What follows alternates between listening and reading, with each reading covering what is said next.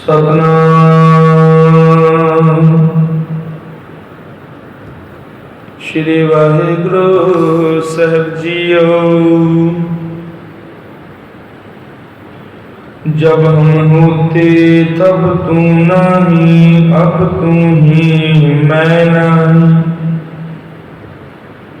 अनल अगम जैसे लहर में उदद जल केवल जल माही। माधवे क्या कहिए तुम ऐसा, जैसा मानिए हुए न तैसा राव। नरपत एक सिंहासन सोया, सुपने पया पे खाली। अछत राज विचरत दुख पाया, सोगत पई हमारी। राज पुयंग प्रसंग जैसे हैं, अब कछ मर्म जनाया। अनक कटक जैसे फूल परे, अब कहते कहन न आया। सर्वे एक अनेक स्वामी, सब कट भोग वै सोई। कह रविदास हाथ पै निरै, सहजे हुए सो होई। वाहिगुरु वाहिगुरु वाहिगुरु। चवर छतर तख्त दे मालक, दीन दुनिया दे वाली, जगत दे तारणहार, दसां गुरुआं दी आत्मिक जोत, शब्द गुरु, धन गुरु, सच्चे पातशाह साहब श्री गुरु ग्रंथ साहिब जी महाराज जी की पवित्र हजूरी सेवा अंदर सुभायमान गुरु रूप साध संगत जीओ। गुरु फतेह प्रवान करो जी। वाहिगुरु जी का खालसा, वाहिगुरु जी की फतेह। वड्डे भागां वाले हाँ, अमृत वेले दे दीवाना की हाज़री भरदियां होइयां सतगुरां दे पावन दरबार साहिब दे अंदर अलाही उपदेश सरवण कर रहे हैं। सतगुरां दी बाणी दे हरजस सरवण कर रहे हैं। गुरु महाराज जी रहमत करन। गुरु सवारियां पासों आसा जी की वार दे कीर्तन आप जी ने सरवण कीते। आओ बड़े प्यार दे नाल शब्द की विचार नाल जुड़ना करिए। सतगुरु जी बचन करते ने, गुरु जीवन नूं पलटा किद्दां मारदा है। गुरु समर्थ है। गुरु चाहे तो पत्थर नूं मोती बना सकता है। आदम खोर नूं भगत बना दिंदा है। दानव नूं देवते दे विच बदल दिंदा है। जमीन तो आसमान तक का रुतबा बख्श दिंदा है। सतगुरां दे बचन आउंदे ने, जब हम होते तब तू नाही, अब तू ही मैं नाही। हे मालक, जदों मेरे अंदर मैं दी भावना सी, उदों हिरदे दे विच तू नहीं सी, तेरी भगती नहीं सी। उदों सब कुछ मैं अपने आप नूं जाणदा सा भी मैं ही हाँ सब कुछ करने वाला। लेकिन तेरी रहमत हुई है जदों मेरी मैं दा हंकार खत्म हो गया, टुट गया, चूरो चूर होके डिग पिया। अज्ञानता दा हनेरा जिहड़ा छट गया ते ज्ञान दा प्रकाश हिरदे दे विच हो गया। गुरु दे शब्द राहीं अब तू ही मैं नाही। हुण अंदरों मैं वाली गल खत्म हो गई है ते सिर्फ तू ही तू है। कबीर तू तू करता, तू हुआ मुझ में रहा न हूँ। जब आपा पर का मिट गया, जब देखो तो तू। भावना ऐसी बन गई भी हुण तू ही तू मूँह दे विचों निकलदा, रोम रोम तू ही तू उचारदा है। रसना जपती तू ही, मात गर्भ तुम ही प्रतिपालक, मृत मंडलिक तू। ते जदों ये तू दा उपदेश सच्चे गुरु ने बख्श दिता ते रहमत ऐसी वरती, सतगुरां दी कृपा हो गई जीवन दे विच। जत देखो तत तू, आपा पर का मिट गया। हुण अंदरला आपा भाव ही खत्म हो जाए तो सिर्फ हर जगह ते तू वेखदा, तेरी रहमत ही नज़र आउंदी है, तेरी बख्शिश ही नज़र आउंदी है। अनल अगम जैसे लहर में ओदत जल केवल जल माहि। हुण अनल अगम का अर्थ है भारी हनेरी के कारण। ਜਿੱਦਾਂ ਬਹੁਤ ਭਾਰੀ ਤੂਫਾਨ ਆ ਜਾਵੇ ਤੇ ਸਮੁੰਦਰ ਦੀਆਂ ਲਹਿਰਾਂ ਨੱਕਾ ਨੱਕ ਭਰ ਜਾਂਦੀਆਂ ਨੇ, ਉੱਚਾ ਉੱਠਣਾ ਸ਼ੁਰੂ ਕਰ ਦਿੰਦੀਆਂ ਨੇ, ਪਰ ਅਸਲ ਦੇ ਵਿੱਚ ਉਹ ਲਹਿਰਾਂ ਸਮੁੰਦਰ ਦੇ ਪਾਣੀ ਵਿੱਚ ਹੀ ਨੇ ਤੇ ਸਮੁੰਦਰ ਦੇ ਪਾਣੀ ਦਾ ਹੀ ਰੂਪ ਨੇ। ਜਿੰਨੀਆਂ ਮਰਜ਼ੀ ਉੱਠ ਜਾਣ, ਉੱਠ ਕੇ ਵਾਪਸ ਉਹ ਆਪਣੇ ਵਜੂਦ ਦੇ ਨਾਲ ਮਿਲ ਜਾਂਦੀਆਂ, ਸਮੁੰਦਰ ਦੇ ਵਿੱਚ ਡਿੱਗ ਜਾਂਦੀਆਂ। ਜਵਾਰ ਭਾਟਾ ਆਉਂਦਾ, ਕੁਛ ਦੇਰ ਲਈ ਸਮੁੰਦਰ ਦਾ ਪਾਣੀ ਉਹਦੇ ਕਿਨਾਰਿਆਂ ਤੋਂ ਬਾਹਰ ਜਾਂਦਾ, ਲੇਕਿਨ ਉਹ ਤੋਂ ਪਿੰਨ ਨਹੀਂ ਹੁੰਦਾ, ਵਾਪਸ ਉਹਦੇ ਨਾਲ ਜੁੜ ਜਾਂਦਾ। ਸਮੁੰਦਰ ਦੇ ਵਿੱਚੋਂ ਦਰਿਆ ਨਿਕਲਦਾ, ਦਰਿਆ ਚੋਂ ਨਦੀ ਬਣਦੀ ਹੈ, ਨਦੀ ਚੋਂ ਨਹਿਰਾਂ ਚੋਂ ਖਾਲੇ ਬਣਦੇ, ਲੇਕਿਨ ਕਿਤੇ ਨਾ ਕਿਤੇ ਵਾਪਸ ਜਾ ਕੇ ਉਹ ਜਲ ਆਪਣੇ ਸਰੋਤ ਦੇ ਵਿੱਚ ਵਾਪਸ ਸਮਾ ਜਾਂਦਾ। ਸੋ ਇਹ ਅਵਸਥਾ ਜਿਹੜੀ ਮੇਰਾ ਜੀਵਨ ਹੈ ਉਹ ਤੇਰੇ ਵਿੱਚੋਂ ਨਿਕਲਿਆ ਤੇ ਤੇਰੇ ਵਿੱਚ ਹੀ ਸਮਾਉਣਾ। ਇਹ ਸੱਚ ਦਾ ਉਪਦੇਸ਼ ਮੈਨੂੰ ਮੇਰੇ ਸੱਚੇ ਗੁਰੂ ਨੇ ਬਖਸ਼ ਦਿੱਤਾ। ਮਾਧਵੇ ਕਿਆ ਕਹੀਏ ਭ੍ਰਮ ਐਸਾ, ਹੇ ਮਾਧੋ ਅਸਾਂ ਜੀਵਨ ਨੂੰ ਕੁਝ ਅਜਿਹਾ ਭੁਲੇਖਾ ਪਿਆ ਹੋਇਆ ਕਿ ਇਹ ਬਿਆਨ ਨਹੀਂ ਕੀਤਾ ਜਾ ਸਕਦਾ, ਕਿਉਂਕਿ ਮਾਇਆ ਨੇ ਅਡੰਬਰ ਹੀ ਐਸਾ ਰਚਿਆ ਹੋਇਆ ਹੈ ਸੁਰਤ ਦੇ ਵਿੱਚ। ਜੈਸਾ ਮਾਨੀਏ ਹੋਏ ਨਾ ਤੈਸਾ, ਅਸੀਂ ਜੋ ਮੰਨੀ ਬੈਠੇ ਹਾਂ ਕਿ ਜਗਤ ਤੇਰੇ ਨਾਲੋਂ ਕੋਈ ਵੱਖਰੀ ਹਸਤੀ ਹੈ, ਪਰ ਅਸਲ ਦੇ ਵਿੱਚ ਇਹ ਠੀਕ ਨਹੀਂ, ਕਿਉਂਕਿ ਇਹ ਸੰਸਾਰ ਤੇਰੇ ਨਾਲੋਂ ਵੱਖਰਾ ਨਹੀਂ, ਸੰਸਾਰ ਤੇਰਾ ਹੀ ਰੂਪ ਹੈ। ਜਿਹਨੂੰ ਸਤਿਗੁਰਾਂ ਨੇ ਬਚਨ ਕੀਤੇ ਨੇ, ਇਹ ਨੇਤਰੋ ਮੇਰਿਓ ਹਰ ਤੁਮ ਮੈਂ ਜੋ ਧਰੀ, ਹਰ ਬਿਨ ਅਵਰ ਨਾ ਦੇਖੋ ਕੋਈ, ਹਰ ਬਿਨ ਅਵਰ ਨਾ ਦੇਖੋ ਕੋਈ, ਨਦਰੀ ਹਰ ਨਿਹਾਲਿਆ ਇਹੋ ਵਿਸ ਸੰਸਾਰ ਤੁਮ ਦੇਖਦੇ ਹੋ, ਹਰ ਕਾ ਰੂਪ ਹੈ ਹਰ ਰੂਪ ਨਦਰੀ ਆਇਆ। ਕਿਉਂਕਿ ਜੇ ਇਹ ਸੰਸਾਰ ਦਾ ਵਜੂਦ ਹੈ ਤੇ ਵਜੂਦ ਤੇਰੇ ਕਰਕੇ ਹੈ, ਹਰ ਇੱਕ ਦੇ ਵਿੱਚ ਤੂੰ ਵਿਆਪਕ ਹੈ। ਅਸਲ ਦੇ ਵਿੱਚ ਜੋ ਵੀ ਦੁਨੀਆ ਦੇ ਵਿੱਚ ਵਿਚਰਿਆ ਸਭ ਕੁਝ ਤੇਰਾ ਹੀ ਪਸਾਰਾ ਹੈ, ਤੇਰਾ ਹੀ ਫੈਲਾਵ ਹੈ।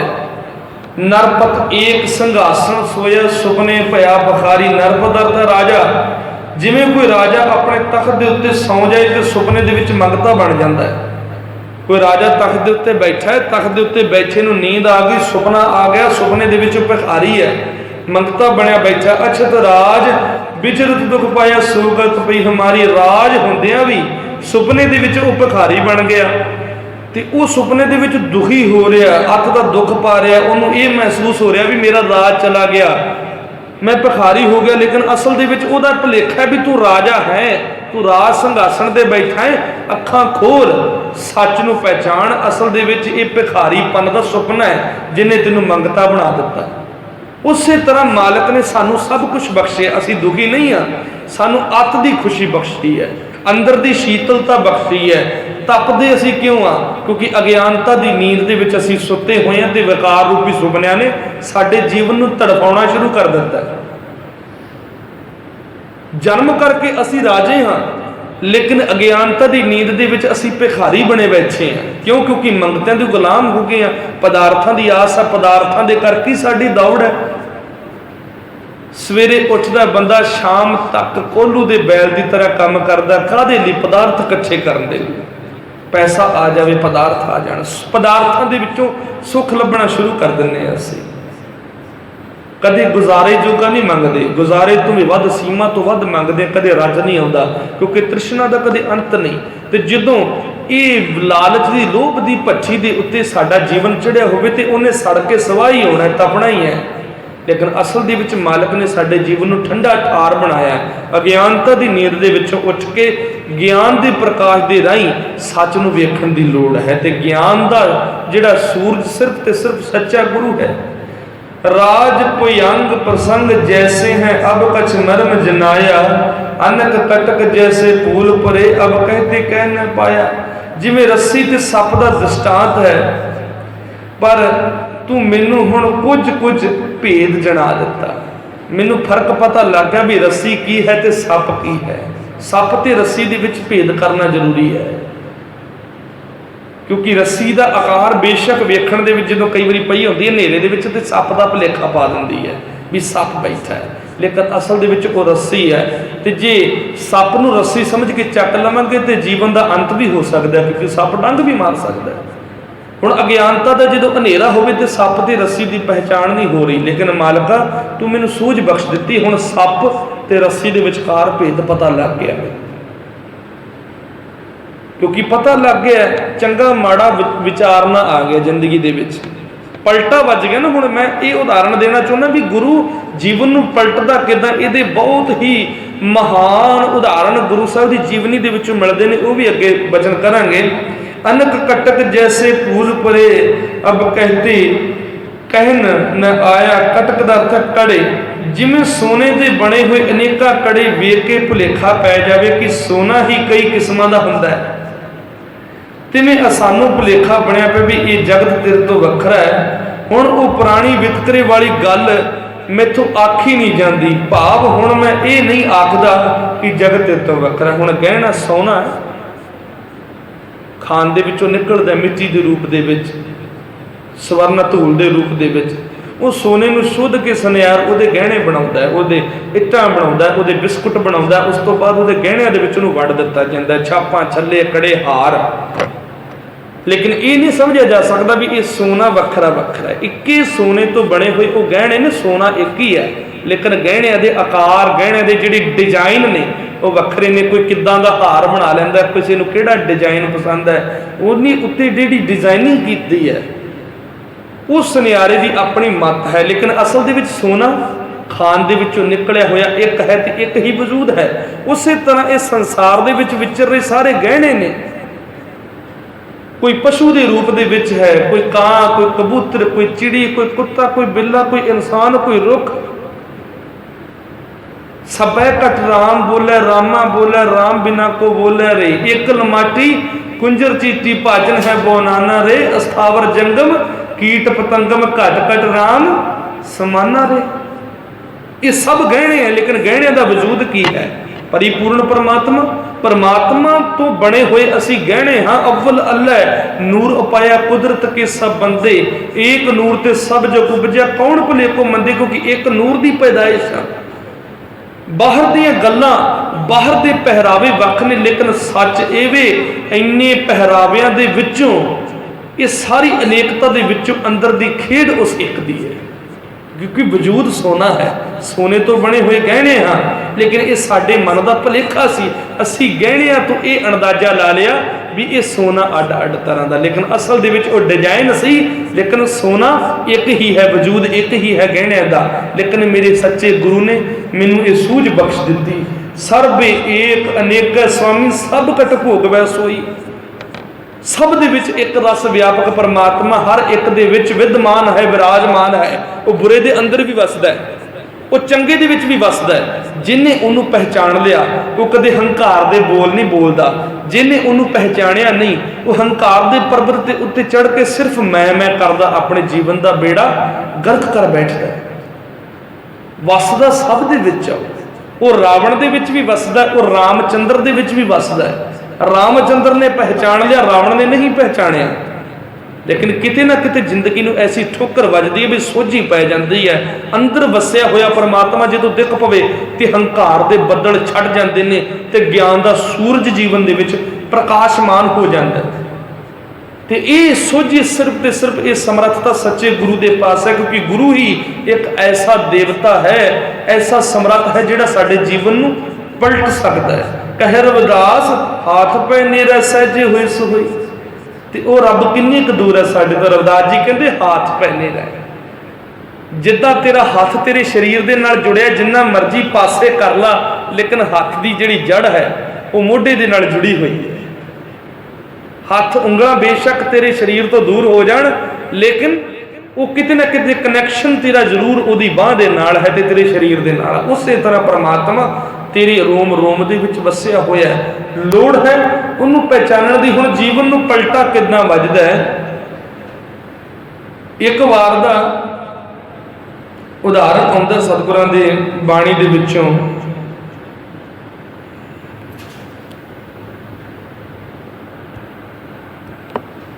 क्योंकि जीवन नूं सतगुरु चाहे तो पत्थर तो मोती, मैं हुणे उदाहरण दे के जे पत्थर तो मोती, कच तो सोना, जहर तो अमृत, ते लोहे तो चंदन, लोहे तो कंचन बना देना, लोहे तो सोना बना देना, दैत वर्गी प्रवृत्ति तो एक देवते रूप जीवन बख्श देना। ये समर्था गुरु दे विच है। लेकिन लोड़ है आत्मिक समर्पण की, क्योंकि जीवन जो गुरु के नाल टुटिया होवे तो खुआरी वाला हो जाता है। तो जो खुआर जीवन अपनी मन मर्जी के मुताबिक चलना शुरू कर दे तो विकारां की भट्ठी दे विच सड़ना ही आउंदा। लेकिन गुरु ही सच्ची शीतलता बख्शदा है। वचन आउंदा है सतगुरां दा, कच्चों कंचन भयो शब्द गुरु श्रवण है सुनियो।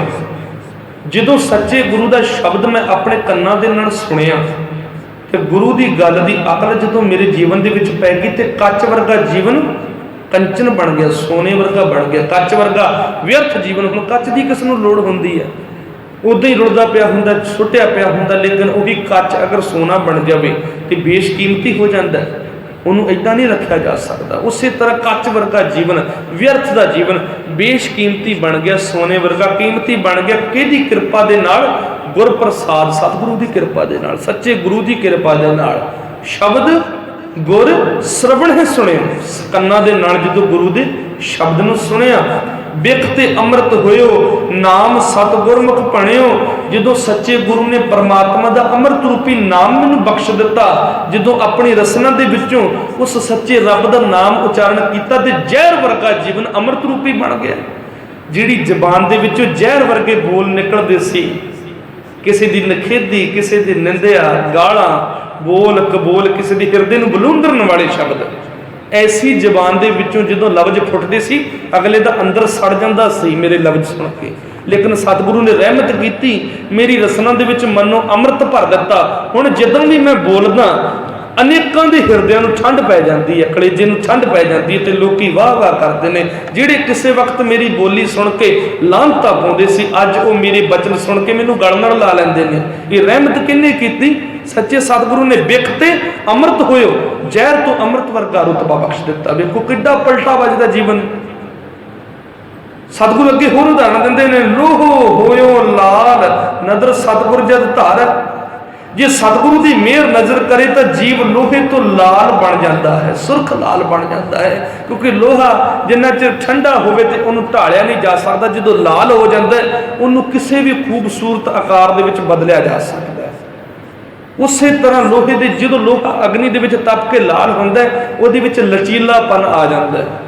वो अनेक सट्टा खा के भी फिर टुटदा नहीं, खिलरदा नहीं, सगों विछदा जाता है। उस तरह सतगुरु ने मेरे जीवन को भी निमरतावादी बना दिता।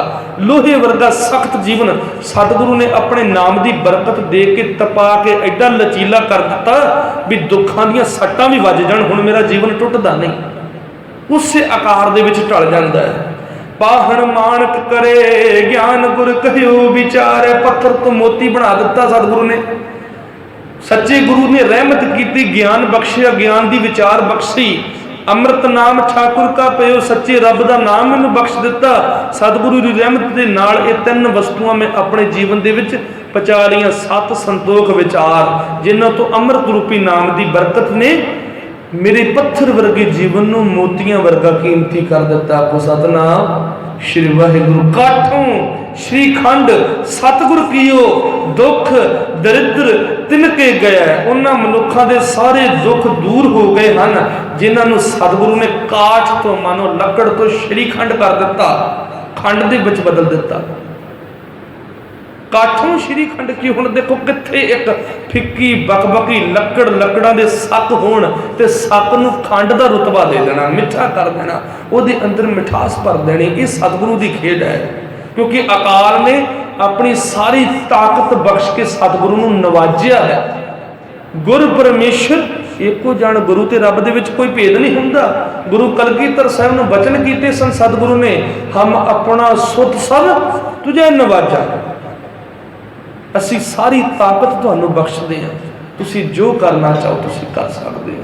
तो गुरु की मर्जी के अगे कदे अकाल पुरख की मर्जी नहीं चलती। ये याद रखो क्योंकि उन्होंने मर्जी ही एक है, विचारधारा तो सोच एक। जो गुरु ने फैसला कर दिता, अकाल पुरख का फैसला कदे उस तो भिन्न नहीं है। सतगुरु चरण जिन परसया से पस परेत सुर नर पए।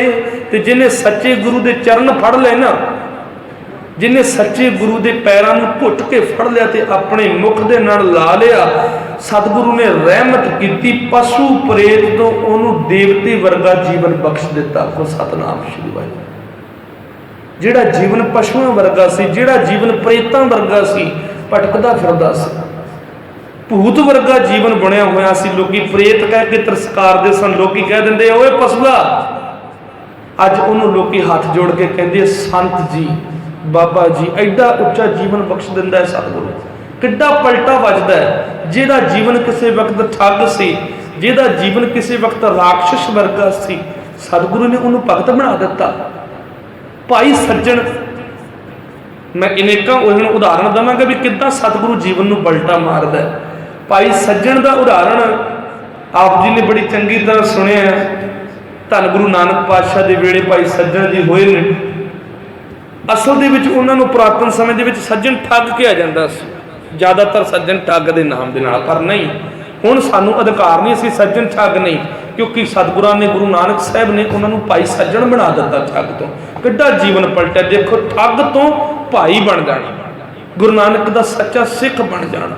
ਸਰਾਂ ਬਣਾਈ ਹੋਈ ਹੈ, ਸਾਖੀ ਤੁਸੀਂ ਸਭ ਨੇ ਸੁਣੀ ਹੈ। ਸੱਜਣ ਠੱਗ ਦੀ ਸਰਾਂ ਜਿਹੜੀ ਕੁਖਿਆਤ ਹੈ ਵੀ ਸੱਜਣ ਠੱਗ ਦੀ ਸਰਾਂ ਦੇ ਵਿੱਚ ਜਦੋਂ ਕੋਈ ਜਾਂਦਾ ਜੀਂਦਾ ਨਹੀਂ ਮੁੜਦਾ, ਕਿਉਂਕਿ ਉੱਥੇ ਰੁਕਣ ਦਾ ਉਹਨੇ ਪ੍ਰਬੰਧ ਕੀਤਾ ਹੋਇਆ। ਯਾਤਰੀਆਂ ਦੇ ਲਈ ਅਜਨਬੀ ਲੋਕ ਆਉਂਦੇ ਸਨ, ਉਹਨਾਂ ਨੂੰ ਮਾਰ ਵੱਢ ਕੇ ਲੁੱਟ ਕੇ ਉਹਨਾਂ ਦਾ ਧਨ ਲੁੱਟ ਲੈਂਦਾ ਸੀ। ਉਹਨੇ ਅੰਦਰ ਤਰ੍ਹਾਂ ਤਰ੍ਹਾਂ ਦੇ ਉਹਨੇ ਮੰਦਿਰ ਬਣਾਏ ਹੋਏ ਸੀ, ਮਸਜਿਦ ਵੀ ਬਣਾਈ ਹੋਈ ਸੀ। ਹਰ ਇੱਕ ਧਰਮ ਦਾ ਬੰਦਾ ਉਹਦੇ ਆਉਂਦਾ ਸੀ, ਉੱਥੇ ਰੁਕਦਾ ਸੀ, ਰਾਤ ਕੱਟਦਾ ਸੀ। ਲੇਕਿਨ ਸੱਜਣ ਦੀ ਬਿਰਤੀ ਕੀ ਸੀ? ਨਾਮ ਤਾਂ ਸੱਜਣ ਸੀ, ਲੇਕਿਨ ਜੀਵਨ ਠੱਗਾਂ ਵਾਲਾ ਸੀ। ਲੇਕਿਨ ਸੱਚੇ ਗੁਰੂ ਨੇ ਗੁਰ ਪਾਰਸ ਹਮ ਲੋਹ ਮਿਲ ਕੰਚਨ ਹੋਇਆ ਰਾਮ। ਗੁਰ ਸਤਿਗੁਰ ਕੀ ਜੋ ਸ਼ਰਣੀਏ ਫਿਰ ਮਨੂਰੋਂ ਕੰਚਨ ਹੋਆ। ਹੁਣ ਮਨੂਰ ਭਾਵ ਮਰਿਆ ਹੋਇਆ ਲੋਹਾ ਹੁੰਦਾ। ਕਦੇ ਤੁਸੀਂ ਵੇਖਿਆ ਹੋਣਾ ਲੋਹੇ ਨੂੰ ਜੰਗਾਲ ਲੱਗਾ ਹੁੰਦਾ। ਜੰਗਾਲ ਜਦੋਂ ਲੋਹੇ ਤੋਂ ਝੜਦਾ, ਉਹ ਜੰਗਾਲ ਨੂੰ ਮਨੂਰ ਕਿਹਾ ਜਾਂਦਾ ਹੈ। ਮਰਿਆ ਹੋਇਆ ਖਤਮ ਲੋਹਾ, ਕੱਚਾ ਲੋਹਾ, ਜਿਹੜਾ ਕਿਸੇ ਕੰਮ ਨਹੀਂ ਆ ਸਕਦਾ। ਹੁਣ ਜੰਗਾਲ ਕਿਸੇ ਕੰਮ ਨਹੀਂ ਆਉਂਦਾ। ਲੋਹੇ ਤੋਂ ਜਦੋਂ ਜੰਗਾਲ ਝਾੜ ਗਿਆ ਨਾ, ਤੇ ਉਹ ਜੰਗਾਲ ਦਾ ਕੁਝ ਨਹੀਂ ਕੀਤਾ ਜਾ ਸਕਦਾ। ਲੇਕਿਨ ਗੁਰੂ ਐਡੀ ਰਹਿਮਤ ਕਰਦਾ ਵੀ ਜੰਗਾਲ ਵਰਗਾ ਜੀਵਨ ਮਰੀ ਹੋਈ ਜ਼ਮੀਰ ਨੂੰ ਵੀ ਸੋਨਾ ਬਣਾ ਦਿੰਦਾ ਹੈ।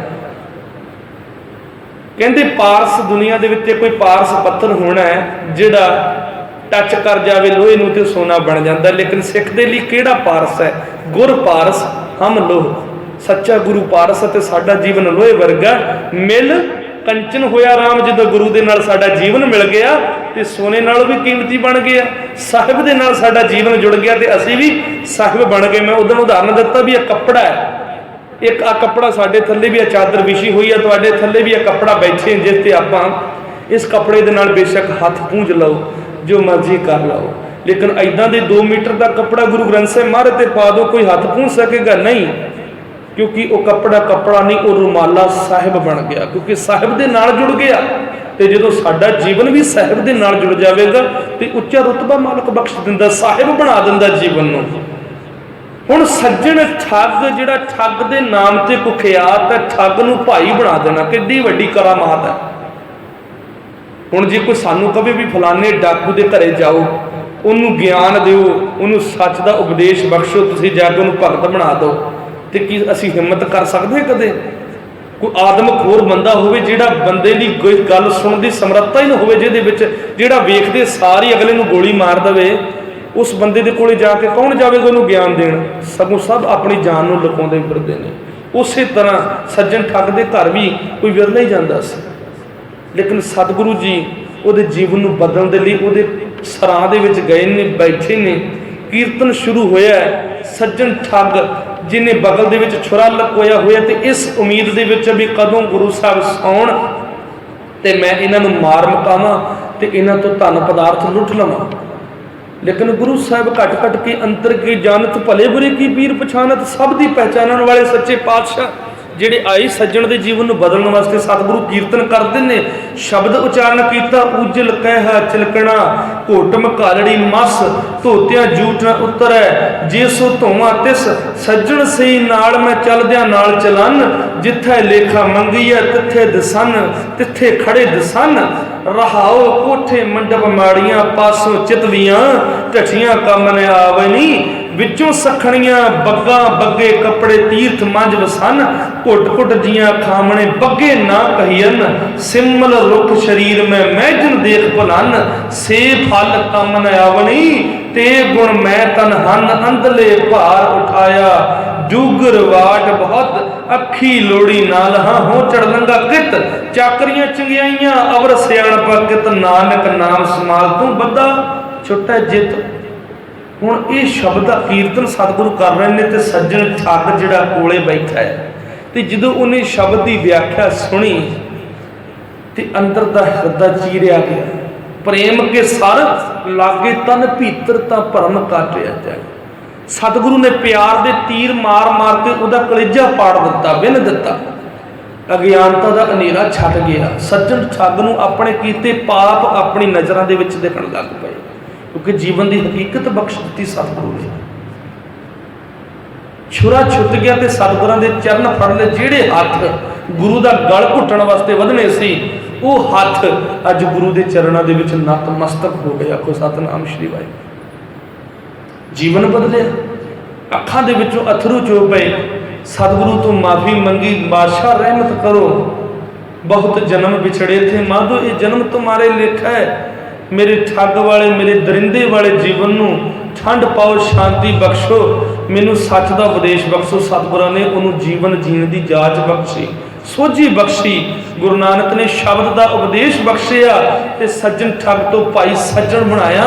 जिहड़े सज्जन ठग की धर्मशाला किसी वक्त दरिंदगी के नाम तो मशहूर सी, सतगुरु ने उहदी धर्मशाला नूं मंदिर बना दिता।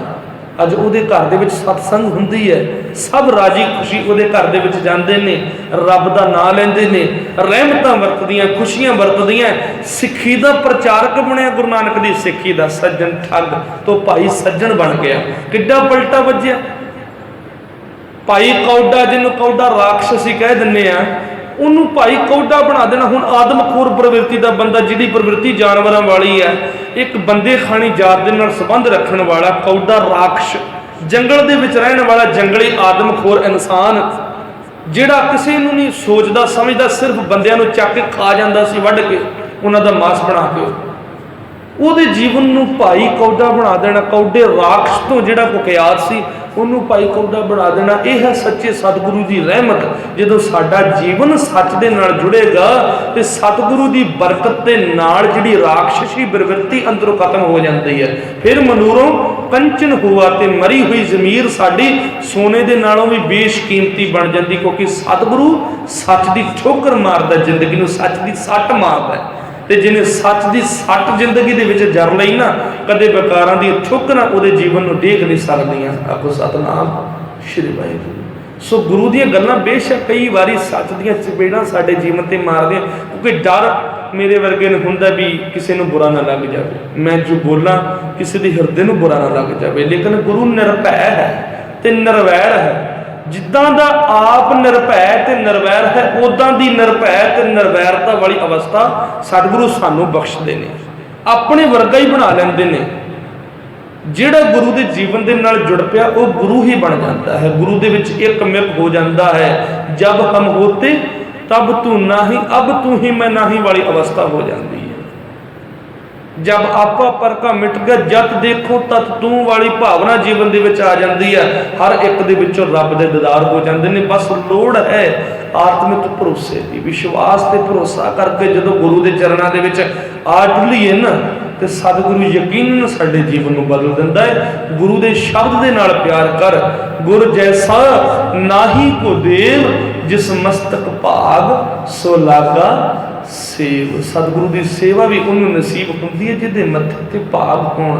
हुण मत्थे ते भाग बनते भी उहदे ने जिहदे मन दे विच भाव होवे। नानक जिन मन भाव ते ना मन भाव। जिहड़ा डर ही नहीं कर मन दा, गुरु दा डर तो ही रहत होया बैठा है, ਉਹਦੇ मत्थे ते भाग नहीं बदले जा सकते। असल दे विच भाग ਉਹਦੇ बदलदे ने ਜਿਹਦੇ मन दे विच गुरु दा डर होवे।